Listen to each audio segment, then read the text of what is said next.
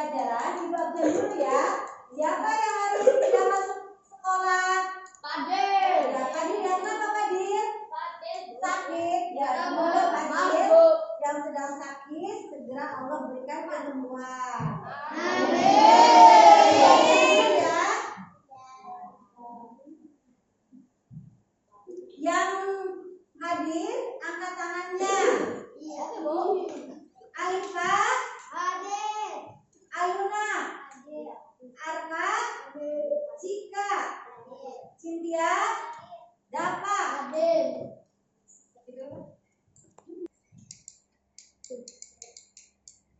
Supaya kita lebih mencintai tanah air kita, tumbuh di hati anak-anak semua rasa nasionalisme. Mari sama-sama bersama Ibu Guru menyanyikan lagu kebangsaan Indonesia Raya. Silakan kita bernyanyi bersama.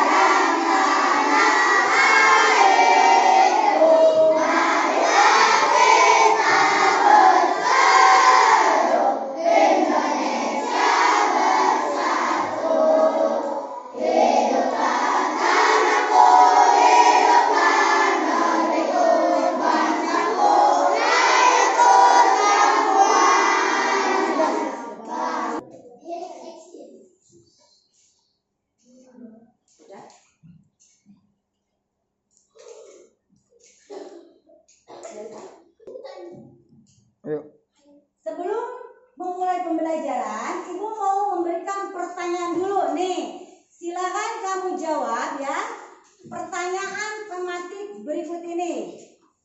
Siapa coba yang bisa menjawab? Apa yang kalian ketahui tentang sholat?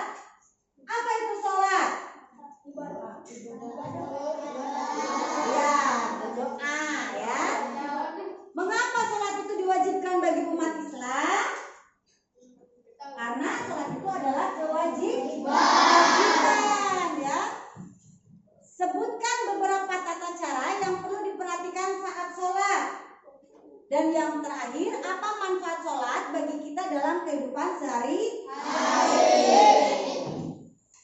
Nah, sholat merupakan tiang agama, yang artinya barang siapa menegakkan sholat berarti telah menegakkan agama. Dan barang siapa yang meninggalkan sholat berarti meruntuhkan agama. Ini sudah jelas ya? Ya, pengertian dari sholat. Sholat juga diartikan doa. Sholat diartikan pula sebagai serangkaian ucapan dan gerakan tertentu yang diawali dengan takbiratul ihram dan diakhiri dengan salam. Ya. Sholat juga merupakan ibadah yang diperhitungkan penghisabannya itu adalah hisaban yang paling pertama. Yang pertama kali dihisab itu adalah sholat. Dan sholat juga dapat mencegah perbuatan keji dan munkar. Di sini ada beberapa hikmah sholat. Di antaranya selalu mengingat Allah.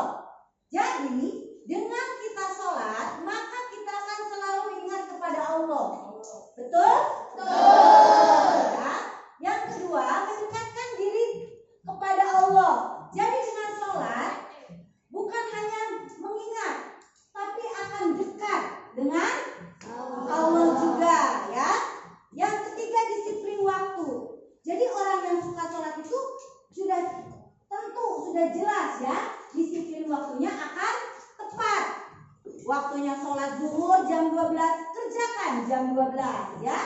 Waktunya sholat asar jam 3, kerjakan jam 3. Jangan dinanti tunggu akhir waktu selesai. Itu nggak boleh. Itu namanya lalai dalam mengerjakan sholat. Ya, hidup bersih itu sudah tentu ya, hidup bersih, karena orang yang sholat ya, yang pertama itu kan harus berwudu ya, bersuci dulu ya kan. Jadi sudah pasti akan bersih ya. Yang kelimanya, hidup tertib dan teratur. Orang yang sholat ya, hidupnya akan tertib dan teratur, tidak akan berantakan, tidak akan kacau balau ya. Ya, tidak akan, pasti akan tertib dan teratur. Yang keenam, bersikap rendah hati. Orang yang sholat sudah pasti dia memiliki sifat rendah hati, tidak akan sombong ya, tidak akan keras kepala ya. Dan yang ketujuh, hidup damai dan menyebarkan keselamatan ya. Hidupnya akan damai, tentram, tenang ya, dan akan memberikan keselamatan. Perkataannya pun pasti akan baik ya. Hati menjadi tenang dan tentram, itu sudah pasti. Orang yang sholat itu tidak akan merasakan kegalauan, tidak akan merasakan kegelisahan ya, tidak akan merasakan pusing ya. Apalagi zaman sekarang namanya apa? Galau ya, tidak akan ada bahasa galau ya. Yang kesembilan, membina kebersamaan, persatuan dan persaudaraan. Sudah jelas ya, karena Rasulullah itu menganjurkan umat Islam itu untuk berjamaah, sholat di masjid secara berjamaah. Itu diwajibkan untuk anak laki-laki ya. Sudah jelas ya, dengan berjamaah membina kebersamaannya ada, persatuannya ada, dan persaudaraannya pun ada ya. Dan yang terakhir adalah memelihara diri dari perbuatan dosa. Jadi akan terhindar dari perbuatan-perbuatan dosa kalau orang yang suka melaksanakan sholat. Jadi ketika kita akan berbuat kesalahan, Allah akan memperingatkan kita, Allah akan menegur kita bahwa perbuatan itu tidak baik, jangan dilakukan. Itu yang bukan sholat ya, pasti akan dijaga oleh Allah. Kewajibanku. Nah, ini ada lagunya, Kukuruyuk. Kamu hafal kan lagu itu? Yang nada lagunya Kukuruyuk. Nah, ini kita terapkan di sholat kewajibanku. Ayo kita sholat yang 5 waktu, biar tak terlambat, lakukan tepat waktu.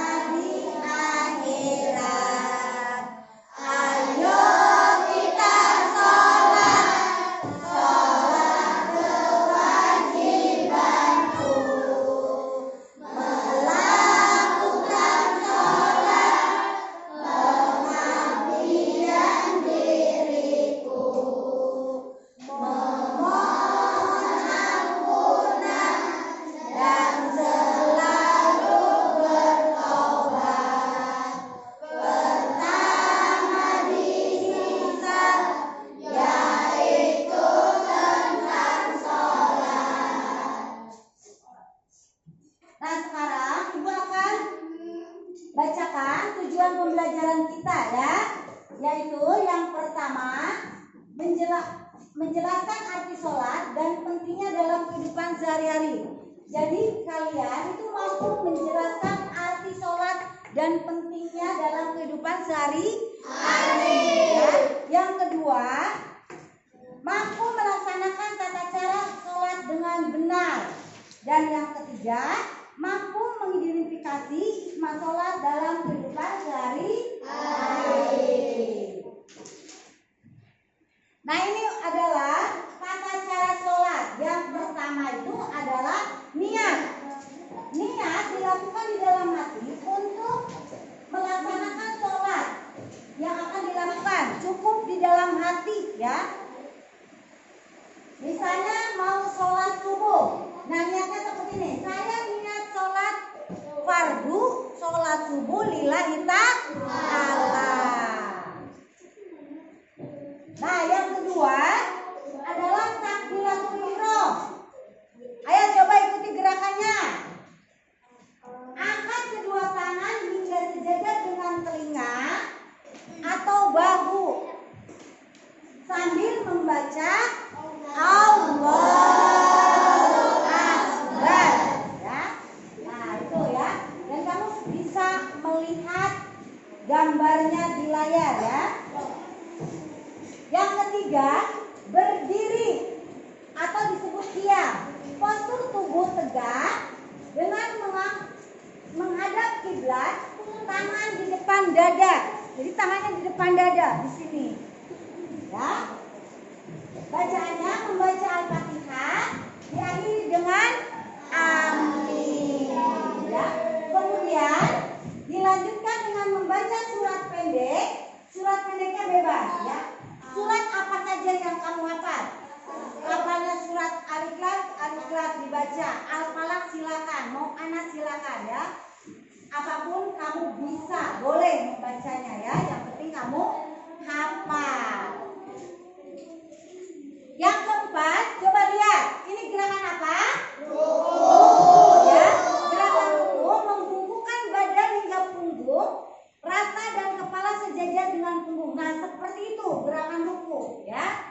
Dan bacanya adalah subhanarabbiyal azim, subhanarabbiyal azim, subhanarabbiyal azim. Dibacanya 3 kali ya. Dan gerakan yang kelima itu iktidal atau disebut tumanina, gerakan kembali tegak dalam posisi semula, posisi awal ya. Kamu lihat. Dan bacanya adalah sami Allahu liman hamidah.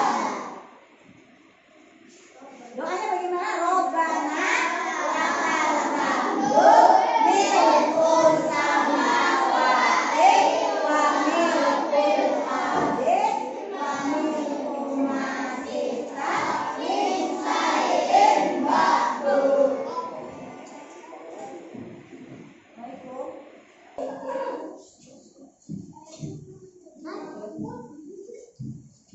Yang kelima, dia tadi. Oh, yang keenam. Yang keenam adalah gerakan apa? Sujud. Namanya gerakan sujud. Diposisikan berlutut, dahi, mana dahi? Dahi, hidung, telapak tangan, kedua lutut, jari, kaki itu menyentuh lantai. Jadi harus menyentuh lantai ya. Lihat gerakannya. Dan bacaannya adalah subhanarabbiyal a'la. Subhanarabbiyal a'la. Subhanarabbiyal a'la. Berapa kali dibacanya? 3 kali ya, pintar. Dan yang ketujuh adalah duduk di antara 2 sujud. Nah, seperti itu ya. Duduk di atas kaki dengan posisi tenang. Ya. Dan bacanya adalah Robbik firli warhamni wajburni warfahni warzuqni wahdini wa'afini wa'afini. Dan gerakan yang ke-8 adalah sujud kedua. Ya, sujud lagi sama. Gerakannya seperti gerakan tadi ya sebelumnya ya, dan bacaannya pun sama. Nah, yang ke-9 adalah tasahud atau duduk tasahud. Setelah rakaat kedua dan seterusnya dengan posisi tenang. Ya, tumanina ya, tenang. Dan bacaan tasawuf itu bacaan kalimat syahadat dan doa tasawuf. Yang terakhir adalah salam. Salam itu dengan memalingkan wajah ke sebelah kanan, sebelah kanan dulu ya. Lanjut ke sebelah kiri. Sambil membaca apa? Assalamualaikum warahmatullahi wabarakatuh.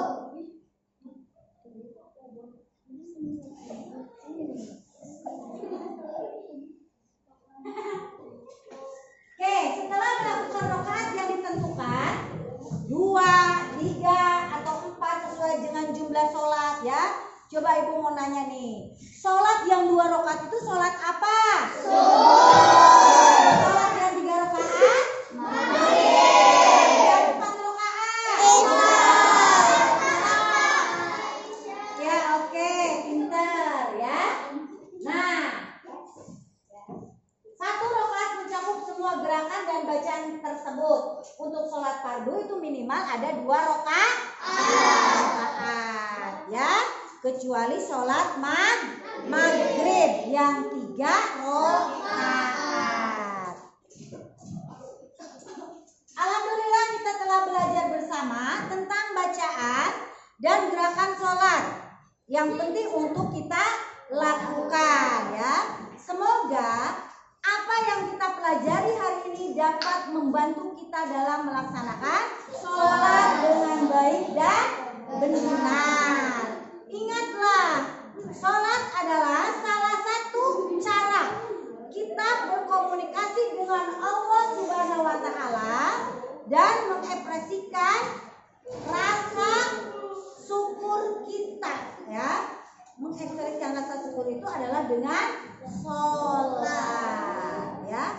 Jangan lupa untuk mempraktekkan gerakan dan bacaan yang telah kita pelajari hari ini di rumah ya, agar kita semakin baik dalam menjalankan ibadah sholat ya. Lakukan di rumah ya. Minta bimbingan oleh orang tua kamu ya, atau dengan saudara kamu ya, dengan pergi ke masjid untuk melaksanakan sholat berjamaah. Nah, sebelum kita mengakhiri pelajaran hari ini, ibu mau bertanya dulu nih, bagaimana perasaan kalian setelah mempelajari materi ini? Senang ya. Nah, kalian bisa paham kan gerakan-gerakan yang tadi ibu terangkan? Paham ya? Jadi sholat itu diawali dengan takbiratul ihram dan diakhiri dengan pinter ya. Nah, sebelum ibu tutup pembelajaran ini, mari kita mengucapkan bersama-sama doa Subhanakallahumma wa bihamdika asyhadu an la ilaha illa anta astaghfiruka wa atubu ilaik. Ya, sampai jumpa di materi berikutnya ya. Semoga kita bisa bertemu lagi di materi yang akan datang.